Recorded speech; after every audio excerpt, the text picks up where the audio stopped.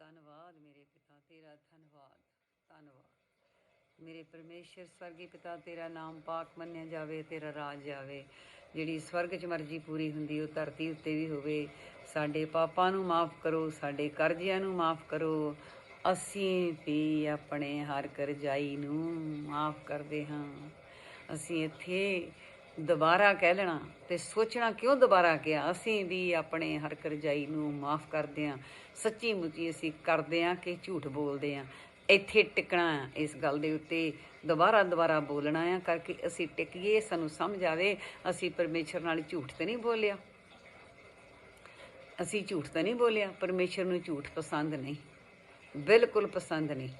ਇਸ ਕਰਕੇ ਪਰਮੇਸ਼ਰ ਜੀ ਬਹੁਤ ਗੁੱਸਾ ਕਰਦੇ ਆ ਜਦੋਂ ਅਸੀਂ ਇਹ ਝੂਠ ਬੋਲਦੇ ਹਾਂ। ਅਸੀਂ ਕਹਿੰਦੇ ਅਸੀਂ ਵੀ ਆਪਣੇ ਹਰ ਕਰਜ਼ਾਈ ਨੂੰ ਮਾਫ਼ ਕਰਦੇ ਹਾਂ, ਪਰ ਅਸੀਂ ਕਰਦੇ ਨਹੀਂ ਹੁੰਦੇ।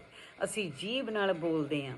ਜਿੱਦਾਂ ਉਸ ਜੋੜੇ ਨੇ ਪਤਰਸ ਦੇ ਕੋਲ ਝੂਠ ਬੋਲਿਆ ਸੀ ਤੇ ਕਿਹਾ ਸੀ, ਹਾਂ ਅਸੀਂ ਸਾਰਾ ਹੀ ਇੱਥੇ ਅਨਾਜ ਜਿੰਨਾ ਸਾਡੀ ਫਸਲ ਹੋਈ ਆ ਸਾਰੀ ਲੈ ਆਂਦੀ ਆ ਅਤੇ ਉਹਦੇ ਵਿੱਚੋਂ ਕੁਛ ਰੱਖ ਲਈ।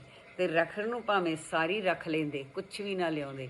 ਪਤਰਸ ਨੇ ਮੰਗੀ ਨਹੀਂ ਸੀ ਲੈ ਕੇ ਆਓ, ਪਰ ਪਤਰਸ ਦੇ ਨਾਲ, ਸੰਤ ਦੇ ਨਾਲ ਇੱਕ ਮਸ਼ਕਰੀ ਕੀਤੀ ਸੀ। ਇੱਕ ਕਿਸਮ ਦਾ ਝੂਠ ਉਹਦੇ ਕੋਲ ਪਵਿੱਤਰ ਆਤਮਾ ਦੇ ਕੋਲ ਬੋਲਿਆ ਸੀ। ਅਤੇ ਜਦੋਂ ਅਸੀਂ ਆਤਮਾ ਦੇ ਵਿੱਚ ਅਸੀਂ ਗੱਲ ਕਰਦੇ ਹਾਂ ਪਰਮੇਸ਼ਰ ਨਾਲ, ਸੱਚੀ ਮੁੱਚੀ ਅਸੀਂ ਝੂਠ ਬੋਲਦੇ ਹਾਂ। ਅਤੇ ਕਮ ਸੇ ਕਮ ਪਰਮੇਸ਼ਰ ਦੇ ਕੋਲੋਂ ਬਚਣ ਦੇ ਲਈ ਅਸੀਂ ਇੰਨਾ ਤਾਂ ਕਹਿ ਦਈਏ ਕਿ ਅਸੀਂ ਝੂਠ ਬੋਲਿਆ। ਜੇ ਉਹ ਕਹਿ ਦਿੰਦੇ ਲਿਆਏ ਤਾਂ ਸੀ ਉਹ ਅਨਾਜ ਵਾਧੂ ਸੀ, ਅੱਧਾ ਲਿਆਏ ਜਾਂ ਕੋਟਰ ਲਿਆਏ ਜਾਂ ਕੁਛ ਰੱਖ ਲਿਆ, ਪਰ ਉਹ ਉਹਨਾਂ ਦਾ ਸੀ, ਪਰਮੇਸ਼ਰ ਨੇ ਉਹਨਾਂ ਨੂੰ ਦਿੱਤਾ ਸੀ, ਉਹਨੂੰ ਰੱਖ ਲਿਆ। ਪਰ ਉਹ ਸੱਚ ਦੱਸ ਦਿੰਦੇ ਕਿ ਪ੍ਰਭੂ ਕਿ ਅਸੀਂ ਸੰਤ ਜੀ ਅਸੀਂ ਵਿੱਚੋਂ ਇੰਨਾ ਰੱਖ ਲਿਆ ਆ, ਸਾਨੂੰ ਇੰਨੇ ਦੀ ਲੋੜ ਸੀ, ਅਸੀਂ ਇੰਨਾ ਲਿਆਏ ਆ। ਤਾਂ ਕੋਈ ਗੱਲ ਨਹੀਂ ਸੀ, ਗੱਲ ਸਾਰੀ ਝੂਠ ਦੀ ਸੀ। ਹੁਣ ਅਸੀਂ ਇੱਥੇ ਕਪਟ ਨਾ ਕਰੀਏ, ਅਸੀਂ ਡਰੀਏ ਤੇ ਕੰਬੀਏ। ਅਸੀਂ ਝੂਠ ਬੋਲਦੇ ਹਾਂ। ਸਾਡੇ ਕੋਲੋਂ ਇਹ ਕੰਮ ਪੂਰਨ ਤੌਰ 'ਤੇ 1000%, 100% ਨਹੀਂ ਹੁੰਦਾ ਕਿ ਅਸੀਂ ਵੀ ਆਪਣੇ ਹਰ ਕਰਜ਼ਾਈ ਨੂੰ ਮਾਫ਼ ਕਰਦੇ ਹਾਂ। ਮੈਂ ਅੱਗੇ ਵੀ ਵਾਰ-ਵਾਰ ਇਸ ਗੱਲ 'ਤੇ ਬਹੁਤ ਜ਼ੋਰ ਦਿੱਤਾ ਆ।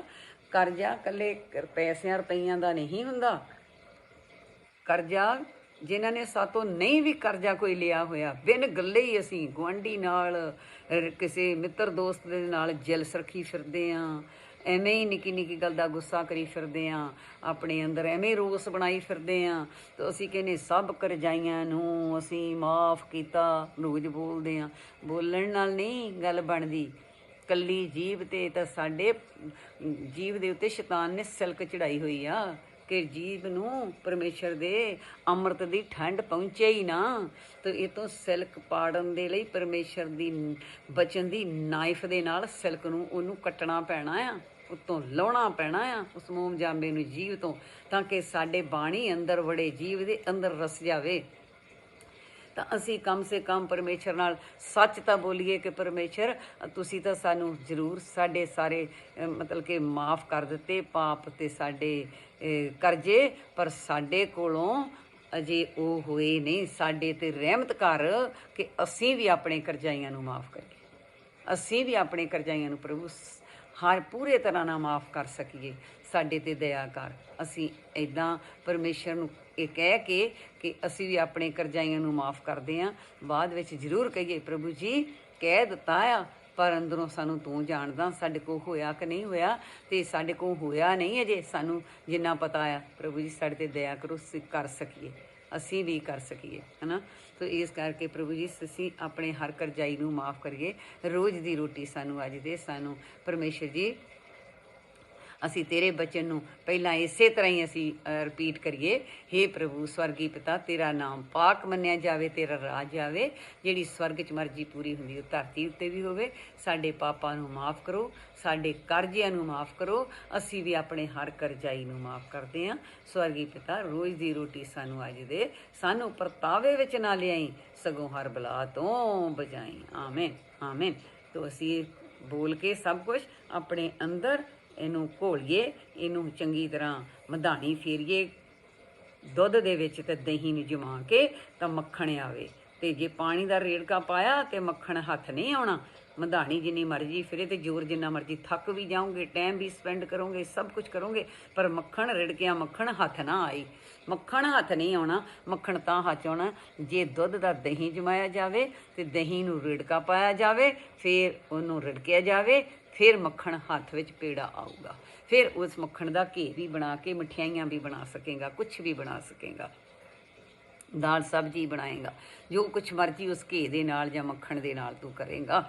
ਤੋ ਜਦੋਂ ਜਿੰਨਾ ਚਿਕਰ ਤੂੰ ਇਹ ਬਚਨ ਦਾ ਰੇੜਕਾ ਨਾ ਆਪਣੇ ਅੰਦਰ ਪਾਇਆ, ਉਹਨਾਂ ਚਿਕਰ ਦੁੱਧ ਨੂੰ ਦਹੀਂ ਜਮਾ ਕੇ ਔਰ ਰੇੜਕਾ ਨਾ ਪਾਇਆ, ਉਹਨਾਂ ਚਿਕਰ ਮੱਖਣ ਇਹਦੇ 'ਚੋਂ ਨਹੀਂ ਨਿਕਲਣਾ। ਅਤੇ ਪਰਮੇਸ਼ਰ ਨੂੰ ਇਸ ਰੇੜਕੇ ਦੇ ਵਿੱਚੋਂ ਇਹ ਮੱਖਣ ਆਇਆ ਕਿ ਪਰਮੇਸ਼ਰ ਅਸੀਂ ਇਸ ਜਗ੍ਹਾ 'ਤੇ ਜੇ ਬਹੁਤ ਗਲਤ ਹਾਂ, ਸਾਡੇ ਕੋਲੋਂ ਅਸੀਂ ਬੋਲਦੇ ਤਾਂ ਹੈਗੇ ਹਾਂ ਪਰ ਸਾਡੇ ਕੋਲੋਂ ਮਾਫ ਨਹੀਂ ਹੋਏ ਹਜੇ। ਜਿਸ ਤਰ੍ਹਾਂ ਉਹ ਜੋੜਾ ਕਹਿ ਦਿੰਦਾ ਕਿ ਅਸੀਂ ਕੋਸ਼ਿਸ਼ ਤਾਂ ਕੀਤੀ ਸੀ ਸਾਰਾ ਹੀ ਲਿਆਈਏ, ਪਰ ਅਸੀਂ ਸਾਰਾ ਨਹੀਂ ਲਿਆ ਸਕੇ, ਅਸੀਂ ਵਿੱਚੋਂ ਕੁਛ ਰੱਖ ਲਿਆਇਆ। ਸੱਚ ਬੋਲ ਦਿੰਦੇ। ਅਸੀਂ ਇੱਥੇ ਸੱਚ ਬੋਲਣ ਦੀ ਪਰਮੇਸ਼ਰ ਗੱਲ ਕਰਦੇ ਆ, ਇੱਥੇ ਦਾਨ ਦੀ ਅਤੇ ਨਾ ਦਾਨ ਦੀ ਗੱਲ ਨਹੀਂ ਪਰਮੇਸ਼ਰ ਕਰਦੇ। ਤਾਂ ਇਹ ਚੀਜ਼ ਆ, ਜਦੋਂ ਅਸੀਂ ਪ੍ਰਭੂ ਦੇ ਹੋ ਜਾਂਦੇ ਹਾਂ ਅੰਦਰੋਂ ਅਤੇ ਬਾਹਰੋਂ, ਫਿਰ ਦਸਵੰਧ ਪੈਸਿਆਂ ਦਾ ਜਿਹੜਾ ਹੈ ਨਾ ਸਾਡਾ, ਉਹ ਸਾਡਾ ਮਾਮੂਲੀ ਜਿਹੀ ਗੱਲ ਆ, ਉਹ ਕੋਈ ਵੱਡੀ ਨਹੀਂ ਗੱਲ ਹੈਗੀ ਕਿ ਜਦੋਂ ਅਸੀਂ ਰੱਬ ਦੇ ਹੀ ਬਣ ਗਏ ਤਾਂ ਸਾਨੂੰ ਇੰਨਾ ਸਾਰੀਆਂ ਚੀਜ਼ਾਂ ਤੋਂ ਬਖਸ਼ਿਸ਼ ਸਾਡੇ ਉੱਤੇ ਹੋ ਗਈ। ਜਦੋਂ ਅਸੀਂ ਅੰਦਰੋਂ ਵੈਰ ਵਿਰੋਧ ਨੂੰ ਹੀ ਛੱਡ ਦਿੱਤਾ, ਖਤਮ ਹੀ ਹੋ ਗਿਆ ਸਾਡੇ ਅੰਦਰੋਂ, ਅਤੇ ਸਭ ਕੁਛ ਪਰਮੇਸ਼ਰ ਦਾ ਹੀ ਆ। ਅਸੀਂ ਦਾਨ ਦੇਣ ਵਾਲੇ ਹੈ ਹੀ ਨਹੀਂਗੇ। ਉਹਨੂੰ ਇਹ ਵੀ ਸਮਝ ਆ ਜਾਣੀ ਆ ਇਨਸਾਨ ਨੂੰ, ਮੈਂ ਦਾਨੀ ਪੱਲੇ ਨਾ ਕੌਡੀ ਮੇਰੇ, ਅਤੇ ਦਾਨੀ ਆਪਣੇ ਆਪ ਨੂੰ ਕਹਾਵੇ ਮੈਂ ਕਿੱਧਰੋਂ ਦਾਨੀ ਹਾਂ, ਮੈਂ ਕੋਈ ਦਾਨੀ ਨਹੀਂ।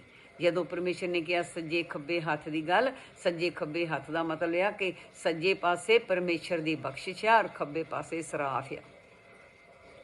ਸਰਾਫ ਵਾਲੇ ਹੱਥ ਨੂੰ ਪਤਾ ਨਾ ਲੱਗੇ, ਭਾਵ ਕਿ ਸ਼ੈਤਾਨ ਨੂੰ ਪਤਾ ਨਾ ਲੱਗੇ। ਤੂੰ ਕੋਈ ਸੇਵਾ ਕਰੇ, ਜਿਸ ਤਰ੍ਹਾਂ ਆਪਣੀ ਮੈਂ ਦੇ ਵਿੱਚ ਨਾ ਤੂੰ ਜੀਵੇਂ, ਜੋ ਵੀ ਤੂੰ ਕਰਦਾ ਉਸ ਚੀਜ਼ ਨੂੰ, ਜਿਸ ਤਰ੍ਹਾਂ ਮਤਲਬ ਕਿ ਤੂੰ ਸਮਝ ਲਓ ਰਾਤ ਸਾਰੀ ਪ੍ਰਾਰਥਨਾ ਕਰਦਾ ਰਹਿਣਾ ਆ, ਅਤੇ ਸਟੇਜ ਦੇ ਉੱਤੇ ਬੋਲੇ ਕਿ ਮੈਂ ਤੁਹਾਡੇ ਵਾਸਤੇ ਜਾਗਦਾ ਹਾਂ। ਤੁਸੀਂ ਕਿਸੇ ਵਾਸਤੇ ਨਹੀਂ ਜਾਗਦੇ, ਬਿਲਕੁਲ ਨਹੀਂ। ਜਦੋਂ ਕੋਈ ਜਾਗ ਕੇ ਪ੍ਰਾਰਥਨਾ ਕਰਦਾ ਹੈ ਨਾ, ਅਤੇ ਉਹ ਆਪਣੇ ਵਾਸਤੇ ਕਰਦਾ ਆ। ਜਦੋਂ ਤੁਸੀਂ ਸੱਚਾਈ ਦਾ ਪਤਾ ਲੱਗਦਾ ਆ ਕਿ ਦੂਸਰੇ ਦਾ ਵੀ ਭਲਾ ਜਦੋਂ ਮੰਗਦੇ ਆ, ਅਵੱਛ ਤੁਹਾਡਾ ਭਲਾ ਹੁੰਦਾ ਆ। ਇਹ ਪਰਮੇਸ਼ਰ ਨੂੰ ਜਾਣ ਦਾ, ਘਰ ਨੂੰ ਜਾਣ ਦਾ ਰਾਹ ਆ। ਤੁਸੀਂ ਰਾਹ ਸਿੱਖ ਲਿਆ, ਤੁਸੀਂ ਸੁਖਾਲੇ ਹੋ ਗਏ, ਅਤੇ ਤੁਸੀਂ ਸਭ ਨੂੰ ਸੁਖਾਲੇ ਕਰ ਦਿੱਤਾ। ਤੁਸੀਂ ਆਪਣੇ ਪੱਥਰਾਂ ਨੂੰ ਚੱਕੇ ਮਾਰਿਆ, ਆਪਣੇ ਆਪ ਨੂੰ ਹਲਕਾ ਕੀਤਾ, ਫੁੱਲ ਵਰਗੇ ਹੋ ਗਏ, ਤੁਹਾਡੇ ਰਸਤੇ ਵਿੱਚੋਂ ਪੱਥਰ ਦੂਰ ਹੋ ਗਏ, ਤੁਹਾਡਾ ਤੁਰਨਾ ਸੌਖਾ ਹੋ ਗਿਆ। ਇਸੇ ਤਰ੍ਹਾਂ ਆਪਣੇ ਆਪ ਦੇ ਵਿੱਚ ਹੰਕਾਰ ਨੂੰ ਤਿਆਗ ਕਰਕੇ, ਵੈਰ ਨੂੰ ਤਿਆਗ ਕਰਕੇ, ਇਹਨਾਂ ਚੀਜ਼ਾਂ ਨੂੰ ਸਾਰੀਆਂ ਨੂੰ ਛੱਡ ਕੇ ਪਰਮੇਸ਼ਰ ਦਾ ਲੜ ਫੜ ਕੇ ਪਰਮੇਸ਼ਰ ਦੇ ਕਦਮਾਂ ਦੇ ਪਿੱਛੇ ਚੱਲ, ਤਾਂ ਕਿ ਪਰਮੇਸ਼ਰ ਦੀ ਤੇਰੇ 'ਤੇ ਮਿਹਰ ਹੋਵੇ, ਰਹਿਮਤ ਹੋਵੇ, ਤਾਂ ਕਿ ਪਰਮੇਸ਼ਰ ਦੇ ਅੱਗੇ ਬੇਨਤੀ ਕਰ, ਪਰਮੇਸ਼ਰ ਇਸ ਭਾਰੇ ਔਗਣ ਦੇ ਵਿੱਚੋਂ ਮੈਨੂੰ ਕੱਢ, ਤਾਂ ਕਿ ਮੈਂ ਵੀ ਆਪਣੇ ਕਰਜ਼ਾਈਆਂ ਨੂੰ ਮਾਫ਼ ਕਰ ਸਕਾਂ, ਮੈਂ ਵੀ ਆਪਣੇ ਕਰਜ਼ਾਈਆਂ ਨੂੰ ਮਾਫ਼ ਕਰ ਸਕਾਂ, ਮੈਂ ਵੀ ਸਾਰੇ ਆਪਣੇ ਪਾਪਾਂ ਦੇ ਦਸਵੰਧ ਨੂੰ ਕੱਢ ਸਕਾਂ। ਅਤੇ ਦਸਵੰਧੀ ਪਾਪਾਂ ਨੂੰ ਸਾਰੇ ਤਾਂ ਛੱਡੇ ਨਹੀਂ ਜਾਂਦੇ ਸਾਡੇ ਕੋਲੋਂ। ਇਹ ਨਾ ਜਲਸ ਛੱਡੀ ਜਾਂਦੀ ਹੈ, ਨਾ ਵੈਰ ਛੱਡਿਆ ਜਾਂਦਾ, ਨਾ ਹੰਕਾਰ ਛੱਡਿਆ ਜਾਂਦਾ, ਨਾ ਲੋਭ ਛੱਡਿਆ ਜਾਂਦਾ, ਨਾ ਮੋਹ ਛੱਡਿਆ ਜਾਂਦਾ, ਨਾ ਤ੍ਰਿਸ਼ਨਾ ਛੱਡੀ ਜਾਂਦੀ ਹੈ, ਨਾ ਜਲਸ ਛੱਡੀ ਜਾਂਦੀ। ਇਹਨਾਂ 'ਚੋਂ 10% ਕੱਢਦਾ ਜਾ, ਅਤੇ ਇਹ ਖਤਮ ਹੁੰਦੇ ਜਾਣਗੇ। ਪਰਮੇਸ਼ਰ ਇਹਨਾਂ ਨੂੰ ਖਤਮ 10 ਹੀ ਕੱਢਣਾ ਸ਼ੁਰੂ ਕਰ, ਇਹਨਾਂ ਦਾ ਪਰਸੈਂਟੇਜ 10ਵਾਂ ਹਿੱਸਾ ਇਹਨਾਂ ਦਾ ਕੱਢ, ਤਾਂ ਕਿ ਦੂਜਾ ਰੁਪਈਆਂ ਵਾਲਾ 10ਵਾਂ ਹਿੱਸਾ ਤਾਂ ਤੂੰ ਐਟੋਮੈਟਿਕ ਹੀ ਨਿਕਲਿਓ ਨਾ। ਜਦ ਤੇਰੇ 'ਚੋਂ ਇਹ ਨਿਕਲ ਗਿਆ ਤਾਂ ਤੂੰ ਖਾਲੀ ਹੋ ਜਾਣਾ, ਤੂੰ ਤਾਂ ਰੱਬ ਦਾ ਰੂਪ ਬਣ ਜਾਣਾ। ਫਿਰ ਤੇਰਾ ਇੱਥੇ ਦੁਨੀਆ 'ਤੇ ਧਨ ਮਾਲ ਤੇ ਦੌਲਤਾਂ ਜ਼ਮੀਨਾਂ ਤੈਨੂੰ ਤਾਂ ਤੇਰੀਆਂ ਲੱਗਣੀਆਂ ਹੀ ਨਹੀਂ। ਤੂੰ ਕਹਿਣਾ ਦੂਜਿਆਂ ਨੂੰ ਵੀ ਕੋਈ ਸੁੱਖ ਮਿਲ ਸਕੇ, ਇਹ ਦੂਜਿਆਂ ਨੂੰ ਵੀ ਕੋਈ ਸੁੱਖ ਮਿਲ ਸਕੇ। ਇਹ ਚੀਜ਼ ਦੀ ਬਹੁਤ ਡੂੰਘਾਈ ਵਾਲੀ ਗੱਲ ਪਰਮੇਸ਼ਰ ਜੀ ਸਾਨੂੰ ਸਮਝਾਉਂਦੇ ਆ ਅਤੇ ਦੱਸਦੇ ਆ। ਅਸੀਂ ਇਸ ਗੱਲ ਦੇ ਮਗਰ ਪਈਏ, ਆਪਣੇ ਪਿੱਛੇ ਪਈਏ, ਆਪਣੇ ਚੋਰਾਂ ਤੋਂ ਬਚਣ ਦੇ ਲਈ, ਆਪਣੇ ਅੰਦਰ ਦੇ ਚੋਰਾਂ ਨੂੰ ਮਾਰਨ ਦੇ ਲਈ ਪਰਮੇਸ਼ਰ ਦੇ ਬਚਨ ਦੀਆਂ ਗੋਲੀਆਂ ਚਲਾਈਏ, ਪਰਮੇਸ਼ਰ ਦੇ ਬਚਨਾਂ ਦਾ ਅੰਮ੍ਰਿਤ ਜਲ ਅਸੀਂ ਪੀਏ, ਤਾਂ ਕਿ ਅਸੀਂ ਜਿੰਦੇ ਰਹੀਏ, ਅਸੀਂ ਪਰਮੇਸ਼ਰ ਦੇ ਕੰਮਾਂ ਦੇ ਵਰਣਨ ਕਰਦੇ ਰਹੀਏ। ਸਾਡੇ 'ਤੇ ਪ੍ਰਭੂ ਦਇਆ ਕਰੇ, ਪ੍ਰਭੂ ਮਿਹਰ ਕਰੇ ਅਤੇ ਅਸੀਂ ਇਸ ਮਹਾਨ ਭੈੜੇ ਔਗਣ ਤੋਂ ਬਚ ਜਾਈਏ। ਅਸੀਂ ਵੀ ਦੂਜਿਆਂ ਦੇ ਜੇ ਸਾਡੇ ਪਰਮੇਸ਼ਰ ਨੇ ਅਵਗੁਣ ਮਾਫ਼ ਕੀਤੇ ਆ, ਸਾਡੇ ਪਾਪ ਮਾਫ਼ ਕੀਤੇ ਆ, ਸਾਡੇ ਕਰਜ਼ੇ ਮਾਫ਼ ਕੀਤੇ ਆ, ਅਸੀਂ ਵੀ ਦੂਜਿਆਂ ਦੇ ਕਰ ਸਕੀਏ। ਅਸੀਂ ਵੀ ਬੋਲੀਏ, ਇਕੱਲਾ ਬੋਲੀਏ ਹੀ ਨਾ, ਕਰ ਸਕੀਏ। ਪ੍ਰਭੂ ਦਇਆ ਕਰੋ, ਪ੍ਰਭੂ ਰਹਿਮਤ ਕਰੋ। ਇਸ ਬਚਨ ਨੂੰ ਪੜ੍ਹ ਕੇ ਬਾਅਦ ਵਿੱਚ ਇਸ ਤਰ੍ਹਾਂ ਪ੍ਰਾਰਥਨਾ ਕਰੋ, ਇਸ ਬਚਨ ਦੀ ਘੋਸ਼ਣਾ ਕਰੋ। ਇਹਦਾ ਰੇੜਕਾ, ਦੁੱਧ ਦਾ ਦਹੀਂ ਬਣਾ ਕੇ ਰੇੜਕਾ ਪਾਓ, ਮੱਖਣ ਇੱਕ ਦਿਨ ਨਿਕਲੂਗਾ। ਅਭਿਆਸ ਕਰਦਿਆਂ ਮੱਖਣ ਨਿਕਲੂਗਾ। 1%, 0.5% ਫਿਰ ਵੱਧਦਾ ਜਾਊਗਾ। ਕੁਛ ਨਾ ਕੁਛ ਦਸਵੰਧ ਇਹਦੇ 'ਚੋਂ ਖਤਮ ਹੁੰਦਾ ਜਾਊ, ਨਿਕਲਦਾ ਜਾਊ ਪ੍ਰਭੂ ਵੱਲ। ਉਹ ਇਹਨੂੰ ਇਹ ਗੰਦਗੀ, ਭੈੜੇ ਲੋਹੇ ਨੂੰ, ਪਿੱਤਲ ਨੂੰ, ਆਪਣੇ ਪਾਰਸ ਨੂੰ ਛੁਆ ਕੇ ਸੋਨਾ ਬਣਾਉਂਦੇ ਜਾਣਗੇ। ਤਾਂ ਇਹ ਸਾਡੇ 'ਤੇ ਦਇਆ ਹੁੰਦੀ ਜਾਊਗੀ। ਇਹ ਮਿਹਰ ਕਰੀ ਪਰਮੇਸ਼ਰ ਸਾਡੇ ਉੱਤੇ, ਇਹ ਦਇਆ ਕਰੀ। ਬਾਕੀ ਤਾਂ ਹੈ ਹੀ ਤੇਰਾ ਸਭ ਕੁਛ। ਅਸੀਂ ਤੈਨੂੰ ਦਸਵੰਧ ਦੇਣ ਵਾਲੇ ਹੁੰਦੇ ਕੌਣ ਆ? ਸਾਡੇ ਕੋਲ ਕੀ ਹੈ ਜਿਹੜਾ ਅਸੀਂ ਦਸਵੰਧ ਦੇਣਾ? ਸਾਡਾ ਕੁਛ ਵੀ ਨਹੀਂ ਪ੍ਰਭੂ ਜੀ। ਤੇਰੇ ਅਸੀਂ ਇੱਕ ਮਿੱਟੀ ਦੇ ਪੁਤਲੇ ਸਾਨੂੰ ਬਣਾਇਆ ਆ, ਅਤੇ ਜੋ ਕੁਛ ਹੈਗਾ ਤੇਰਾ ਆ। ਸਾਡਾ ਇੱਥੇ ਕੁਛ ਨਹੀਂ ਹੈਗਾ। ਪ੍ਰਭੂ ਜੀ ਸਾਡੇ 'ਤੇ ਦਇਆ ਕਰੋ ਕਿ ਆਪਣੀਆਂ ਚੀਜ਼ਾਂ ਨੂੰ ਤੁਸੀਂ ਸੰਭਾਲੋ। ਜਿੱਥੇ ਤੁਸੀਂ ਚਾਹੋ ਉੱਥੇ ਇਹਨਾਂ ਨੂੰ ਤੁਸੀਂ ਆਪਣੇ ਹੱਥੀਂ ਮੇਰੇ ਪਰਮੇਸ਼ਰ ਜੀ ਲਾਉਂਦੇ ਅਤੇ ਵਰਤਦੇ ਜਾਓ, ਕਿਉਂਕਿ ਅੰਦਰ ਤਾਂ ਤੁਸੀਂ ਆ, ਬਾਹਰ ਵੀ ਤੁਸੀਂ ਆ। ਮੈਂ ਧੰਨਵਾਦ ਕਰਦੀ ਪਰਮੇਸ਼ਰ ਇਹਨਾਂ ਬਚਨਾਂ ਦਾ ਇਸ ਵੇਲੇ। Hallelujah, amen, amen.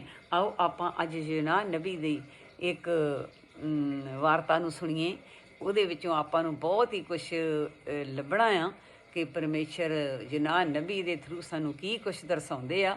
ਅਸੀਂ ਯੋਨਾਹ ਨਬੀ ਦੀ ਬਹੁਤ ਵਾਰੀ ਇਹ ਗੱਲਬਾਤ ਸੁਣੀ ਆ, ਅਤੇ ਪਰ ਜੋ ਅੱਜ ਪਰਮੇਸ਼ਰ ਨੇ ਆਪਣੀ ਬੱਚੀ ਨੂੰ ਦੱਸਿਆ ਆ, ਆਪਾਂ ਉਸ ਹਿਸਾਬ ਦੇ ਨਾਲ ਅੱਜ ਇਹਦੇ ਯੋਨਾਹ ਨਬੀ ਦੇ ਬਾਰੇ ਵਿੱਚ ਸਾਰੀ ਗੱਲਬਾਤ ਕਰਾਂਗੇ। ਅਤੇ ਉਹਦੇ ਵਿੱਚੋਂ ਆਪਾਂ ਨੂੰ ਆਨੰਦ ਇੰਨਾ ਮਿਲੂਗਾ ਕਿ ਸਾਨੂੰ ਸਮਝ ਆਊਗੀ ਕਿ ਪਰਮੇਸ਼ਰ ਹਰ ਇੱਕ ਗੱਲ ਦੇ ਵਿੱਚ ਸਾਨੂੰ ਦ੍ਰਿਸ਼ਟਾਂਤਾਂ ਵਿੱਚ ਸਮਝਾਉਂਦਾ ਆ। ਅਸੀਂ ਇਕੱਲੀ ਯੋਨਾਹ ਨਬੀ ਨੂੰ ਸੋਚ ਲਿਆ, ਬੇਮੁਖ ਹੋ ਗਿਆ। ਯੋਨਾਹ ਨਬੀ ਨੇ ਇੱਦਾਂ ਕੀਤੀ, ਇੱਦਾਂ ਕੀਤੀ, ਇੱਦਾਂ। ਉਹ ਪੜ੍ਹ ਕੇ ਸੁਣਾਉਣ ਦੇ ਨਾਲ ਤਾਂ ਅਸੀਂ ਸਾਰੇ ਪੜ੍ਹ ਸਕਦੇ, ਸੁਣ ਸਕਦੇ ਹਾਂ, ਵੱਡੀ ਕੋਈ ਗੱਲ ਨਹੀਂ ਹੈਗੀ। ਪਰ ਉਹ ਕਾਰਨ ਕੀ ਸੀ, ਸਾਨੂੰ ਕੀ ਦਰਸਾਏ ਜਾਂਦੇ ਆ, ਪਰਮੇਸ਼ਰ ਕੀ ਕਹਿੰਦਾ, ਪਰਮੇਸ਼ਰ ਦਾ ਗਿਆਨ ਕਰਕੇ ਵੀ ਅਸੀਂ ਗਿਆਨ ਕਰ ਨਹੀਂ ਸਕਦੇ।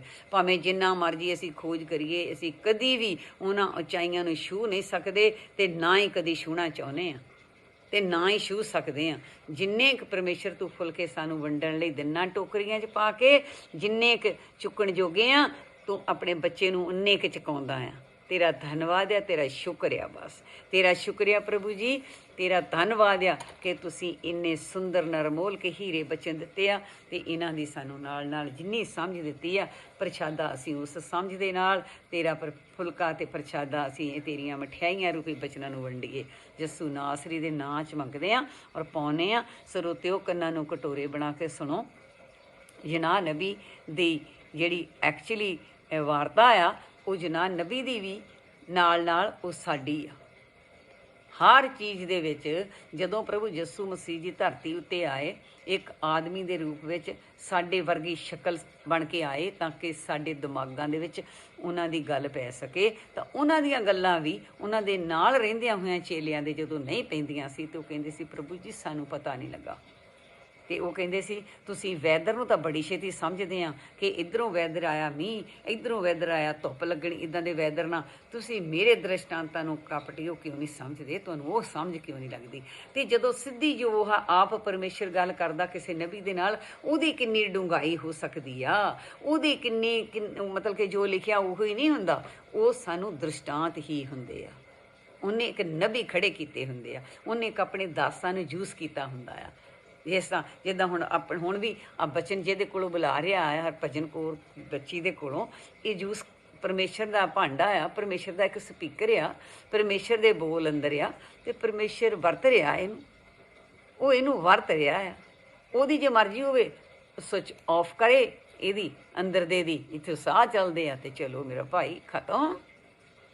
ਮਿੱਟੀ ਦੇ ਖਿਡੌਣਿਆਂ ਓਏ ਮਿੱਟੀ ਦੇ ਖਿਡੌਣਾ ਤੂੰ, ਮਿੱਟੀ ਦਾ ਖਿਡੌਣਾ, ਕਾਹਦਾ ਤੂੰ ਗਮਾਨ ਕਰਦਾ ਓਏ ਇੱਕ ਸਾਦਾ ਪਰਾਹੁਣਾ।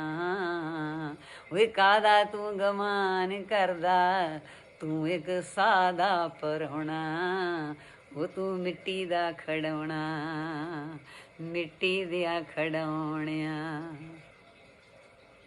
ਹੈਂ ਇੰਨਾ ਸਮਝੀ ਲੱਗਣ, ਇੰਨੀ ਗੱਲ ਅੰਦਰ ਕੁਛ ਤਾਂ ਵਸਾਲਾ ਬੰਦਿਆ, ਤੂੰ ਕੁਛ ਤਾਂ ਵਸਾਲਾ। ਇਹ ਤੇਰੇ ਨਿਰਮਤਾ ਅੰਦਰ ਠੰਡ ਨਿਰਮਤਾ ਦੀ ਪੈਣ ਲੱਗ ਜਾਵੇ। ਆਓ ਆਮੀਨ। ਆਪਾਂ ਪਰਮੇਸ਼ਰ ਵੱਲੋਂ ਜੁਨਾਹ ਨਬੀ ਦੀ ਸਾਖੀ ਵੱਲ ਜਾਈਏ ਕਿ ਪਰਮੇਸ਼ਰ ਸਾਨੂੰ ਇਹਦੇ ਵਿੱਚੋਂ ਕੀ ਗਿਆਨ ਦੇਣਾ ਚਾਹੁੰਦੇ ਆ। ਸਾਖੀ ਤਾਂ ਅਸੀਂ ਸਾਰਿਆਂ ਨੇ ਇਹ ਬਹੁਤ ਵਾਰੀ ਸੁਣੀ ਹੋਈ ਆ, ਮੈਂ ਵੀ ਸੁਣੀ ਹੋਈ ਆ, ਪ੍ਰੇਮੀਓ ਤੁਸੀਂ ਵੀ ਸੁਣੀ ਹੋਈ ਆ, ਰੱਬ ਦੀ ਉਹ ਪਿਆਰੀ ਉਹ ਰੂਹੋ ਤੁਸੀਂ ਵੀ ਸੁਣੀ ਹੋਈ ਆ।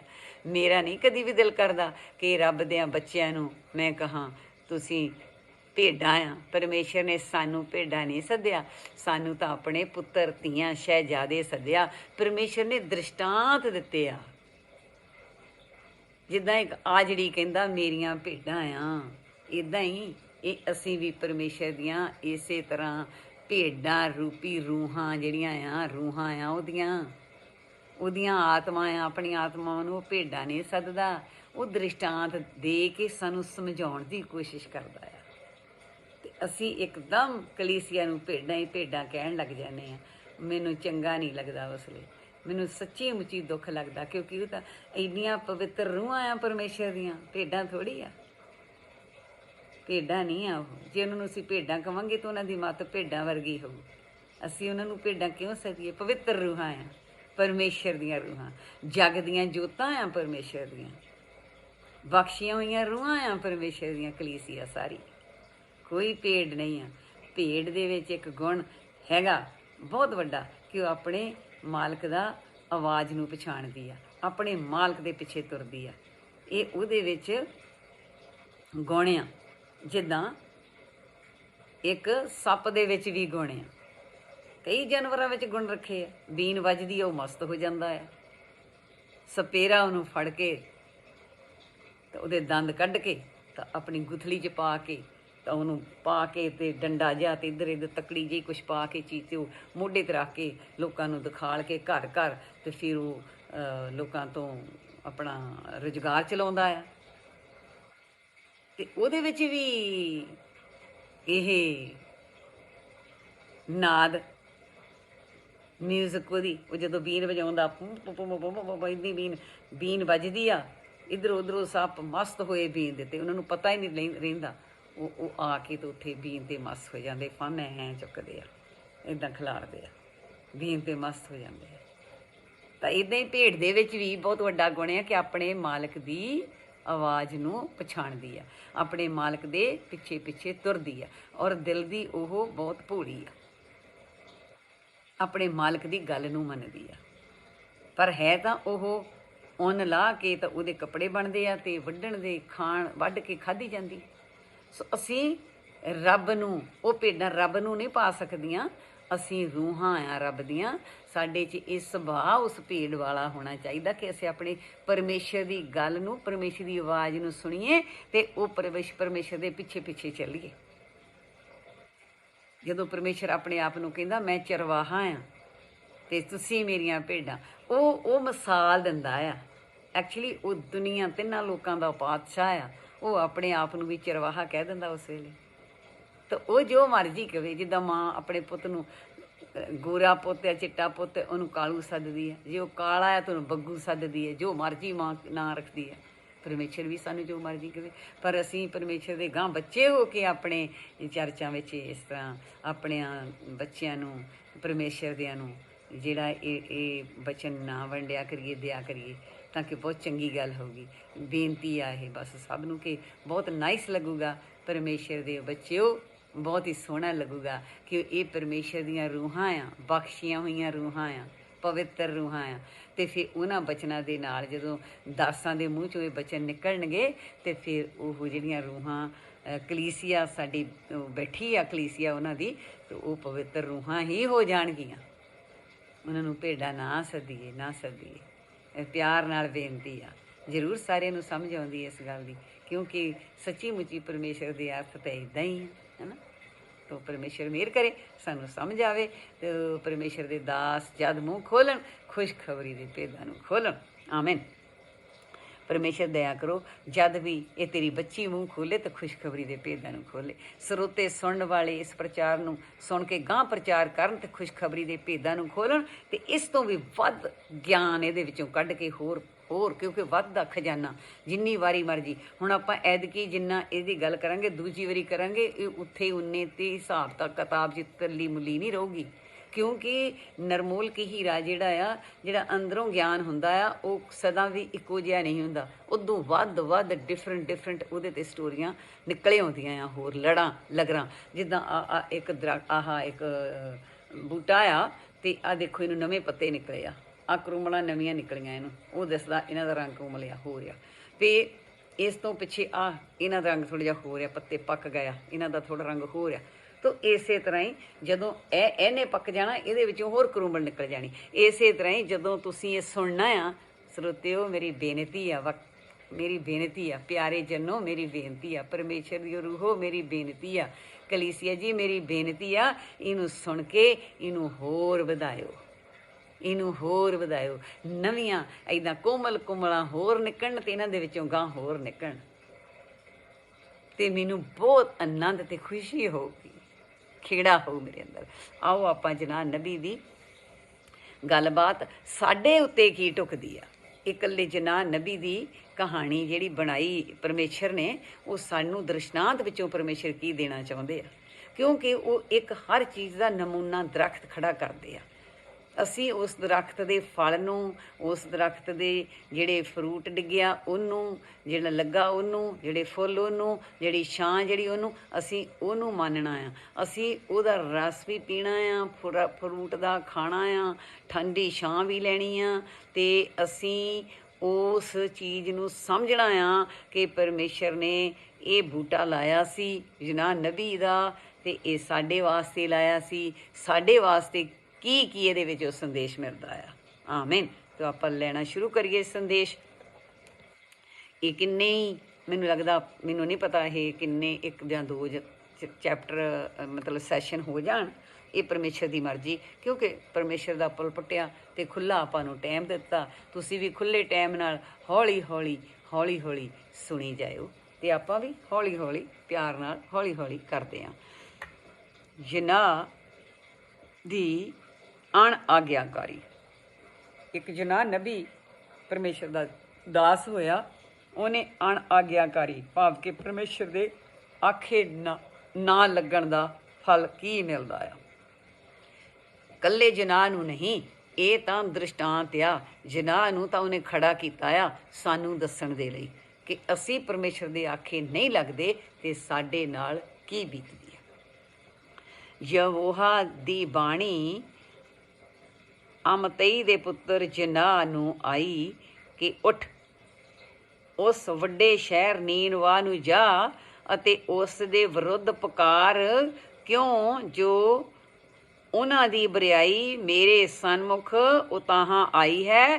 ਪਰ ਜਨਾਹ ਯਹੋਵਾ ਦੇ ਹਜ਼ੂਰੋਂ ਤਰਸ਼ੀਸ਼ ਨੂੰ ਭੱਜਣ ਲਈ ਉੱਠਿਆ।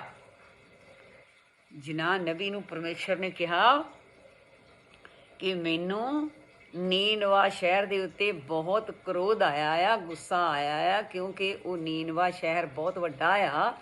ਉਹਦੇ ਵਿੱਚ 1,20,000 ਪ੍ਰਾਣੀ ਆ, ਅਤੇ ਜਾਨਵਰ ਵਗੈਰਾ, ਪਸ਼ੂ ਵਗੈਰਾ ਐਕਸਟਰਾ ਆ, ਅਤੇ ਮੈਂ ਸਾਰਿਆਂ ਨੂੰ ਖਤਮ ਕਰ ਦੇਣਾ ਆ। ਉਹ ਜੇ ਨਾ ਸਮਝੇ ਤਾਂ ਤੂੰ ਜਾ ਕੇ ਉੱਥੇ ਪੁਕਾਰ ਕਿ ਤੁਹਾਡੇ ਉੱਤੇ ਬਹੁਤ ਵੱਡੀ ਆਫਤ ਆਉਣ ਵਾਲੀ ਆ, ਅਤੇ ਇਹ ਨੀਨਵਾ ਸ਼ਹਿਰ ਨੇ 40 ਦਿਨਾਂ ਦੇ ਵਿੱਚ ਗਰਕ ਜਾਣਾ ਜੇ ਤੁਸੀਂ ਪਰਮੇਸ਼ਰ ਦੇ ਆਖੇ ਨਾ ਲੱਗੇ। ਜੇ ਤੁਸੀਂ ਪਰਮੇਸ਼ਰ ਦੇ ਆਖੇ ਲੱਗੋਗੇ ਤਾਂ ਇਹ ਨੀਨਵਾ ਸ਼ਹਿਰ ਤੁਹਾਡਾ ਬਚਾਇਆ ਜਾਊਗਾ। ਇਹ ਪਰਮੇਸ਼ਰ ਨੇ ਕਿਹਾ ਕਿ ਇਹ 40 ਦਿਨਾਂ ਤੱਕ ਇਹਨੇ ਖਤਮ ਹੋ ਜਾਣਾ। ਪਰਮੇਸ਼ਰ ਦਾ ਕ੍ਰੋਧ ਤੁਹਾਡੇ 'ਤੇ ਭੜਕ ਉੱਠਿਆ। ਤੇ ਪਰ ਯੂਨਾਨ ਨਬੀ ਨੇ ਸੋਚਿਆ ਆਪਣੇ ਦਿਮਾਗ ਦੇ ਨਾਲ ਕਿ ਮੈਨੂੰ ਕਿੱਧਰ ਨੂੰ ਪਰਮੇਸ਼ਰ ਭੇਜਣ ਲੱਗਾ, ਮੈਂ ਇੱਧਰ ਨੂੰ ਨਾ ਜਾਵਾਂ, ਉਹ ਤਾਂ ਬੇਮੁਖ ਸਾਰੇ ਆ, ਅਤੇ ਮੈਂ ਜਾ ਕੇ ਜਦੋਂ ਬੋਲੂੰਗਾ ਤੇ ਹੋ ਸਕਦਾ ਉਹ ਮੈਨੂੰ ਮਾਰਨ ਜਾਂ ਕੁਛ ਕਰਨ, ਤਾਂ ਮੈਂ ਕਿਉਂ ਇਹ ਬਿਪਤਾ ਦੇ ਵਿੱਚ ਜਾਵਾਂ। ਉਹਨੇ ਸੋਚਿਆ ਮੈਂ ਇੱਥੋਂ ਬਚਣ ਲਈ ਹੋਰ ਪਾਸੇ ਚਲਿਆ ਜਾਵਾਂ। ਉਹਨਾਂ ਦੀ ਬਰਿਆਈ ਪਰਮੇਸ਼ਰ ਨੇ ਕਿਹਾ ਮੇਰੇ ਸਨਮੁਖ ਤਾਂ ਆਈ ਹੈ, ਪਰ ਜਨਾਹ ਨਬੀ ਦੇ ਹਜ਼ੂਰੋਂ ਤਰਸ਼ੀਸ਼ ਨੂੰ ਭੱਜਣ ਲਈ ਉੱਠਿਆ। ਉਹ ਜਾਫਾ ਵੱਲ ਉਤਰ ਗਿਆ ਅਤੇ ਉੱਥੇ ਇੱਕ ਜਹਾਜ਼ ਜੋ ਤਰਸ਼ੀਸ਼ ਨੂੰ ਜਾਣ ਵਾਲਾ ਸੀ ਉਸ ਨੂੰ ਲੱਭ ਪਿਆ। ਤਦ ਉਸ ਦਾ ਭਾੜਾ ਕਿਰਾਇਆ ਦੇ ਕੇ ਉਹ ਉਸ ਦੇ ਉੱਤੇ ਚੜ੍ਹਿਆ ਪਈ ਯਹੋਵਾ ਦੇ ਹਜ਼ੂਰੋਂ ਉਹਨਾਂ ਦੇ ਨਾਲ ਤਰਸ਼ੀਸ਼ ਨੂੰ ਜਾਵੇ। ਉਹਨੇ ਸੋਚਿਆ ਕਿ ਮੈਂ ਇਸ ਜਹਾਜ਼ੇ ਚੜ੍ਹ ਕੇ ਤਰਸ਼ੀਸ਼ ਨੂੰ ਚਲਿਆ ਜਾਣਾ, ਉੱਧਰ ਰੱਬ ਦਾ ਨਾਂ ਲੈਂਦਾ ਰਹੂੰਗਾ, ਪ੍ਰਚਾਰ ਕਰਦਾ ਰਹੂੰਗਾ, ਅਤੇ ਪਰਮੇਸ਼ਰ ਇੱਦਾਂ ਹੀ ਖੁਸ਼ ਹੋਊਗਾ ਖਬਰੇ। ਪਰ ਪਰਮੇਸ਼ਰ ਇੱਦਾਂ ਖੁਸ਼ ਨਹੀਂ। ਪਰਮੇਸ਼ਰ ਜੋ ਕਹਿੰਦਾ ਸੋ ਕਰੋ। ਪਰਮੇਸ਼ਰ ਦੀ ਖੁਸ਼ੀ ਉੱਥੇ ਹੈ ਜੋ ਕਹਿੰਦਾ ਸੋ ਕਰੋ। ਜਿਹੜੇ ਪਰਮੇਸ਼ਰ ਨੇ ਸਾਨੂੰ ਹੁਕਮ ਦਿੱਤੇ ਉਹਨਾਂ ਹੁਕਮਾਂ ਦੀ ਪਾਲਣਾ ਕਰੋ, ਤਾਂ ਬਾਕੀ ਪਰਮੇਸ਼ਰ ਆਪਣੇ ਆਪ ਆਪਣੇ ਇਸ ਮੰਦਰ ਨੂੰ, ਇਸ ਸ਼ਹਿਰ ਨੂੰ ਆਪੇ ਹੀ ਫਿਰ ਸਾਂਭਦਾ ਆ। ਇਸ ਨੀਨਵਾ ਸ਼ਹਿਰ ਨੂੰ ਆਪੇ ਹੀ ਉਹ ਸਾਂਭਦਾ ਆ। ਉਹ ਜਿਹੜੇ ਨੂੰ ਮਰਜ਼ੀ ਖੜਾ ਕਰ ਸਕਦਾ ਆ। ਜੇ ਨਾ ਨਬੀ ਨੂੰ ਕੀਤਾ, ਇੱਥੇ ਹੋਰ ਕਿਸੇ ਨੂੰ ਕਰ ਸਕਦਾ ਆ। ਇੱਥੇ ਇਸ ਬੱਚੀ ਨੂੰ ਆਪਣੀ ਨੂੰ ਬੁਲਾ ਰਿਹਾ, ਕਿਸੇ ਹੋਰ ਨੂੰ ਉਹਨੂੰ ਬੁਲਾ ਸਕਦਾ। ਬਥੇਰੇ ਬਹੁਤ ਆ ਪ੍ਰਭੂ ਦੇ ਦਾਸ ਜਿਹੜੇ ਬਹੁਤ ਸੁੰਦਰ ਪ੍ਰਚਾਰ ਕਰਦੇ ਆ, ਕਿਤੇ ਫੁੱਲ ਕਰਦੇ ਆ ਔਰ ਸੱਚਾਈ ਬੋਲਦੇ ਆ।